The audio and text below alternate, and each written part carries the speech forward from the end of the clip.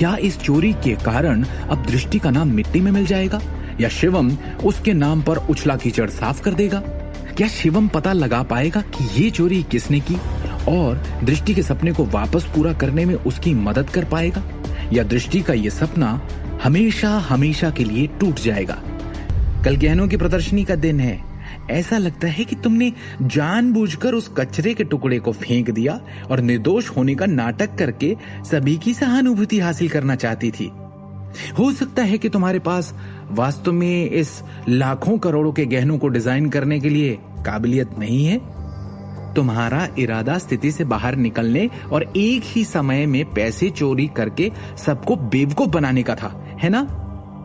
हालांकि क्या तुमने सच में ये सोचा था कि यहाँ हर कोई मूर्ख है? क्या तुम सच में इतनी बेशर्म हो कि ये पता लगाने के बाद कि तुम्हारे पास लाखों के लायक कुछ बनाने की क्षमता नहीं है, अपने लिए गहने चोरी करने का सहारा ले लिया? तान्या ने मजाकिया अंदाज में ठहाका लगाया। ये सही है, हम में से किसी ने भी वास्तविक तैयार उत्पाद नहीं देखा है। क्या ये वास्तव में सभी की उम्मीदों पर खरा उतरता है या नहीं, ये आप दोनों को ही तय करना है ना? उफ, उसके शब्द वास्तव में वाजिब हैं। चूंकि दृष्टि मूल रूप से बिना किसी योग्यता की व्यक्ति थी, इसलिए बहुत संभव है कि तान्या के शब्द सच हों। ऐसा लगता है कि यहां हर कोई उसके ढोंग से लगभग मूर्ख बनाया गया है। अमिताभ नारंग के समूह के कुछ अधिकारियों ने एक के बाद एक आलोचनाएं करना शुरू कर दिया। ऐसे लोगों को कंपनी में रहने की अनुमति कैसे दी जा सकती है? दर्श सिंघानिया ने ठंडे स्वर में कहा। दृष्टि नारंग और शिवम गांधी, मैं तुम दोनों को साफ साफ बता दूं कि इस काम के लिए पहले ही कंपनी के उत्पादन शुल्क में 2 से 3 करोड़ खर्च हो चुके हैं। इसके अलावा इसे बाहरी दुनिया में भी भारी प्रचारित किया जा चुका है। अकेले इस परियोजना में रखी गई हर चीज की लागत तुम्हारी औकात से कहीं ज्यादा है। तुम्हें क्या लगता है कि तुम्हारा परिवार इस जिम्मेदारी को वहन कर सकता है? कल एक बार ज्वेलरी प्रदर्शनी आयोजित होने के बाद हमारी कंपनी को इस मामले के कारण भारी नुकसान झेलना होगा और तुम्हारा परिवार निश्चित रूप से हमारी कंपनी के इस नुकसान का भुगतान नहीं कर सकता, भले ही तुम लोग दिवालिया हो जाओ। इस बारे में बोलते हुए दर्श ने फिर से उपहास किया और कहा, कंपनी के उपाध्यक्ष और निदेशक मंडल के एक स्थायी सदस्य के रूप में मैं निश्चित रूप से अपनी व्यक्तिगत नाम का उपयोग तुम दोनों के खिलाफ कानूनी मुकदमा दायर करने के लिए कर सकता हूं, जो इस परियोजना की प्रभारी हो।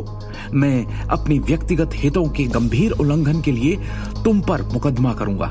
इसके अलावा मैं तुम दोनों पर कानूनी प्रतिबंध लगाने के लिए सभी निदेशकों और शेयरधारकों को संगठित करना चाहता हूं। जब समय आएगा तो तुम दोनों को अनगिनत साल जेल की सजा होगी। दर्श सिंघानिया ने धमकी दी। तुम सच में सच्चाई को विकृत करना जानते हो, है ना? क्या तुम्हारे शब्द सच में इस स्थिति में सच्चाई रखते हैं? शिवम ने ठंडी मुस्कान के साथ कहा। तुम दोनों ही परियोजना के प्रभारी हो, क्या तुम्हें लगता है कि तुम इससे दूर हो सकते हो? करण ने अपनी सीट से छलांग लगा दी और चिल्लाया। कल गहनों की प्रदर्शनी के दौरान किंग ऑफ द वर्ल्ड स्वाभाविक रूप से सबके सामने होंगे और सबको दिखाई देंगे। जैसा कि अभी तुमने कहा, दृष्टि और मैं इस परियोजना के प्रभारी हैं। इस प्रकार तुम्हें इस मामले के बारे में चिंता करने की जरूरत नहीं है। शिवम ने स्पष्ट रूप से कहा। वाह, बहुत खूब, ये सही है। चूंकि असिस्टेंट शिवम इतना आत्मविश्वासी है, कहने के लिए और कुछ है नहीं। मैं वास्तव में आशा करता हूं कि तुम अपना ये वादा जरूर निभाओगे। करण ने एक आडंबरपूर्ण अभिव्यक्ति के साथ कहा। इस कमरे में हर कोई तुम्हारे दावे का गवाह है। सुना ना सबने? असिस्टेंट शिवम ने खुद कहा था, है ना?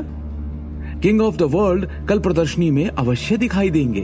अगर ये वास्तव में दिखाई नहीं देता है सहायक शिवम, हम तुम दोनों पर मुकदमा करेंगे और तुम लोगों को अदालत में ले जाएंगे।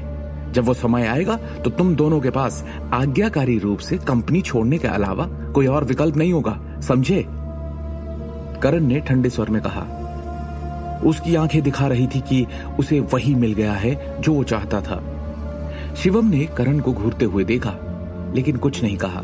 आगे की कहानी जानने के लिए देखिए अगला एपिसोड सिर्फ पॉकेट FM के YouTube चैनल पर और शिवम द हिडन वॉरियर के सारे एपिसोड्स को सुनने के लिए डिस्क्रिप्शन में दी लिंक से डाउनलोड करें पॉकेट FM ऐप।